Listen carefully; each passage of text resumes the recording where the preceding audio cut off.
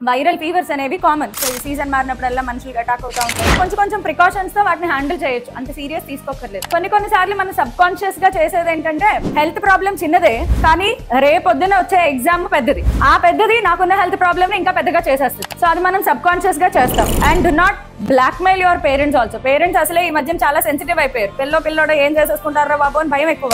ఎందుకంటే ఈ రోజుల్లో డ్రాస్టిక్ డెసిషన్, నువ్వు ఏమనుకున్నా విపరీతమైన ఎక్స్ట్రీమ్. డాక్టర్ అవ్వాలంటే డాడీ నేను డిసైడ్ అయిపోయాను, నేను డాక్టర్ అవుతాను డాడీ, ఎలా అయినా అవుతాను డాడీ అంటే పాప ఆయన పొంగిపోతారు. 10వ రోజు వచ్చి డాడీ చాలా డిప్రెషన్ లో ఉన్నాను డాడీ, నా వల్ల కావట్లేదు, అందరూ చేసేస్తున్నారు నేను చేయలేకపోతున్నాను, అందులో ఫిజిక్స్ నా వల్ల కావట్లేదు డాడీ, అసలు డాక్టర్ అవ్వాలనే ఉంది డాడీ కానీ అవ్వలేకపోతున్నాను అని విపరీతమైన డిప్రెషన్ లోకి వెళ్ళిపోతారు 10వ రోజే.